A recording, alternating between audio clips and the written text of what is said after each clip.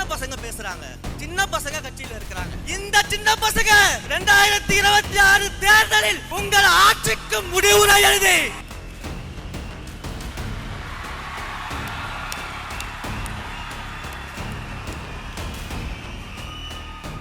உடனே ஒரு கும்பல் கிளம்பிடுவாங்க.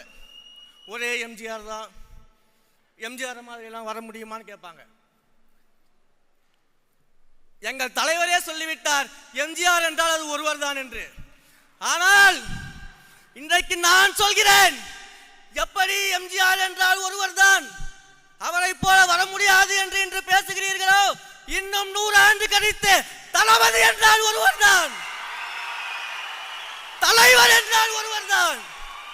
அவரை போல ஒரு முதலமைச்சர் இனி கிடைக்க மாட்டார், அவரை போல நல்லாட்சி கொடுக்க மாட்டார் என்று வருங்காலம் பேசக்கூடிய தளபதியாக நம் தலைவர் இருப்பார்.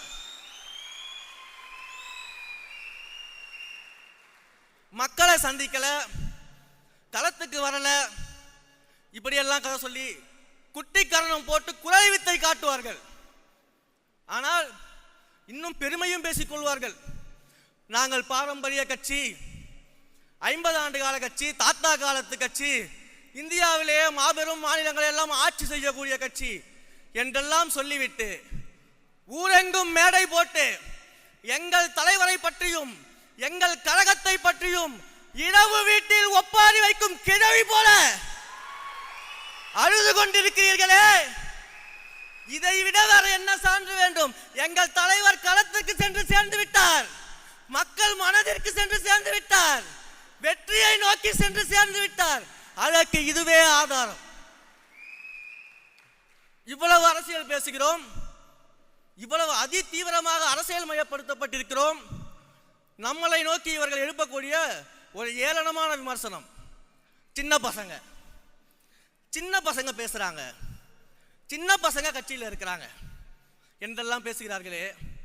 மேடைக்கு மேடை ஏறி நாடகம் போட்டு மக்களை ஏமாற்றி இளைஞர்கள் அரசியலுக்கு வரணும், அரசியல் புதுமை பெறணும், புது ரத்தம் பாய்ச்சணும் என்றெல்லாம் பேசிவிட்டு இன்று உங்களை நோக்கி கேள்வி எழுப்பும் போது எங்களை போன்ற இளைஞர்களை சின்ன பசங்க என்று சொல்றீங்களே, உங்க பயம் நல்லாவே புரியுது, உங்க பயம் நல்லாவே புரியுது.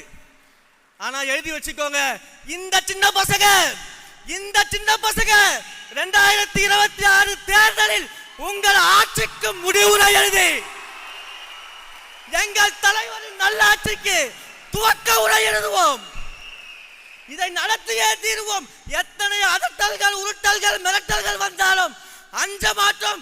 தேர்தல் களத்தில் உங்கள் கதை முடிக்கும் வரை ஓட மாட்டோம். என்னுடைய உரையின் இறுதியாக சுருக்கமாக ஐயன் வள்ளுவனின் வாக்கை மட்டும் சொல்லி நான் விடைபெறுகிறேன். முறை செய்து காப்பாற்றும் மன்னவன் மக்களுக்கு இறையென்று வைக்கப்படும். நீதி தவறாமல் மக்களுக்காக கடமையாற்றக்கூடிய ஆட்சியாளர் கடவுளாக போற்றப்படுவார். நம் தளபதி வரும் காலத்தில் மக்கள் மனதில் போற்றப்படுவார், போற்றப்படுவார், போற்றப்படுவார். 2026 தமிழக வெற்றி கழகத்தின் ஆட்சி அமைகிறது. தலைவர் முதல்வர் ஆகிறார், நல்ல ஆட்சி கொடுக்கிறார் என்பதில் எந்த மாற்று கருத்தும் இல்லை.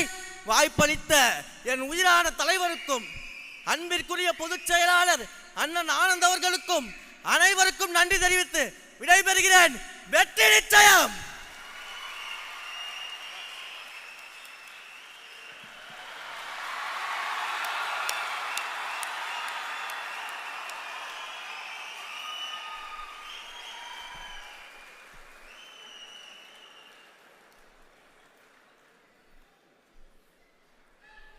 அருமை அருமை. நீ சின்ன பையனே இல்லப்பா, நீ ரொம்ப பெரிய பையன்.